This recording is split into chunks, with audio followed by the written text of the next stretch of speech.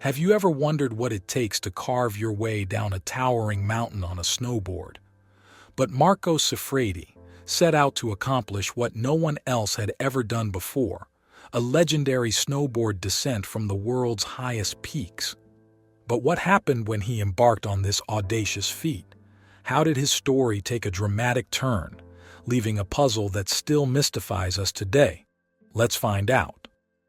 Marco Siffredi, born on May 22, 1979, and sadly passed away on September 8, 2002, left an enduring legacy as a prominent figure in the world of snowboarding and mountaineering.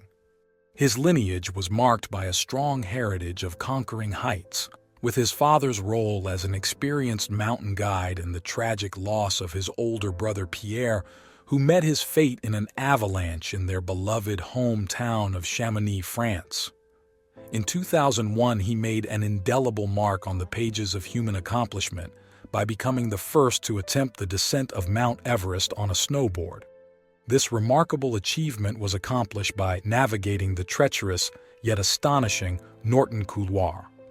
However, fate took a tragic turn in 2002. As he embarked on his second expedition to Everest, driven by an unstoppable desire to challenge the limits of possibility, he aimed to achieve an even greater feat. Snowboarding down the formidable Hornbein Couloir, which is situated high to the west on the northern side of Mount Everest in Tibet, is a slender and steep passage, and stretches from around 8,000 to 8,500 above sea level, reaching 350 meters below the summit. In the initial 400 meters of vertical climb, the couloir slopes at an angle of about 47 degrees. The last 100 meters become narrower and steeper, boasting an average incline of approximately 60 degrees. On the northern face to the east, a larger passage called the Hornbein Couloir is present, featuring a gentler slope. And in the vast, icy world of Everest, Siffredi vanished without a trace, leaving behind a puzzling mystery. Siffredi's story began in the Chamonix Valley, where his early years drove him to explore new horizons. Before aiming for higher peaks, he sparked innovation right in the heart of the valley, leading a series of remarkable descents that challenged traditional norms. However, it was in the bright light of June 1999 that his legacy truly took shape. He embarked on a historic journey to conquer Mont Blanc on his trusty snowboard, descending the famed Aiguille Verte. This accomplishment followed the path of the legendary Jean-Marc Boivin's iconic ski descent in 1989, cementing Siffredi's role as a pioneer and securing his position among the respected figures in mountain pursuits, whose stories continue to ignite inspiration for generations to follow. On May 23, 2001, Siffredi achieved a momentous milestone as he conquered the towering summit of Mount Everest, a peak standing at 8,849 meters above sea level. Accompanied by two skilled Sherpas who provided essential assistance and equipment, he relied on supplemental oxygen to navigate the formidable heights. His ascent was met with a strategic decision. Due to insufficient snow in the revered Hornbein Couloir, a route he had held in high regard as the holy grail of snowboarding, Siffredi opted for an alternate path. He embarked on his descent, choosing the Hornbein Couloir as his passage back to the Advanced Base Camp, ABC, nestled at the base of the North Col. The initial moments of his descent were not without challenges. A cold-induced breakage of a fastening strap on his snowboard at around 200 meters down the slope demanded a temporary halt.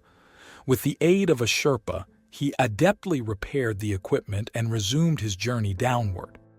Siffredi persisted in his descent, gracefully carving his way through the treacherous terrain, ultimately reaching the altitude of 6,400 meters within a span of 2 hours. The preceding day, on May 22nd, Austrian climber Stefan Gatt accomplished a solo ascent to Everest Peak, notably opting not to use supplemental oxygen.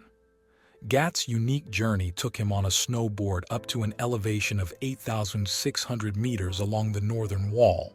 However, encountering unforgivingly compacted snow at this height, he made the practical choice to continue his progress on foot, relinquishing snowboarding.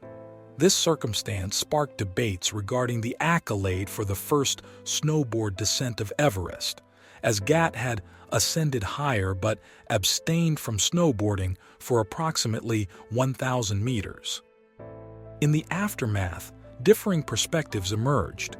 The website everestnews.com attributed the pioneering feat to Safridi, while snowboarding.transworld.net acknowledged the merits and drawbacks of both Safridi and Gat's approaches, culminating in a shared recognition of their achievements. In the early days of August 2002, Safridi set out for Nepal with the ambitious goal of achieving the inaugural snowboard descent of Everest via the challenging Hornbein Couloir. Although the timing was late in the season for an Everest summit, Safridi's optimism was fueled by the anticipation of encountering improved snow conditions along his chosen route. Departing Kathmandu on August 10th, he was accompanied by 3 skilled Sherpas, Phurba, Pa Nuru, and Da Tenzing. Their journey led them to the base camp in Tibet, where they arrived on August 14th. On September 7th, the team successfully reached the advanced field situated at an altitude of 8,300 meters. The following day, September 8, 2002, marked a pivotal moment as Safridi and his Sherpa companions reached the summit at precisely 2:10 p.m. Notably, Phurba Tashi, one of the Sherpas, recalled that Safridi exhibited minimal enthusiasm upon accomplishing this remarkable feat. Safridi's words conveyed his exhaustion. Tired, too much climbing. As the weather patterns began to shift, the Sherpas grew concerned and advised Safridi against proceeding. However, Safridi chose to disregard their cautionary counsel.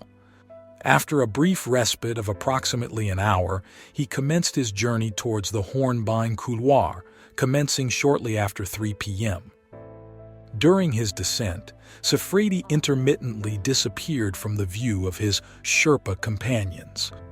It was at the North Col, situated about 1,300 meters below Camp 3, that both Sherpas recounted a distant sighting of a figure rising to its feet, followed by a silent slide down the mountain. As they arrived at the location of the sighting, Safridi's snowboard tracks vanished without a trace. His physical presence remains elusive, as his body has yet to be recovered. In May of 1996, Safridi embarked on a remarkable feat by snowboarding down the north face of the Aiguille du Midi on Mont Blanc, tracing the Mallory track. This descent spanned an impressive 1,000 meters, 3,300 feet, featuring sections with gradients exceeding a steep 50-degree incline.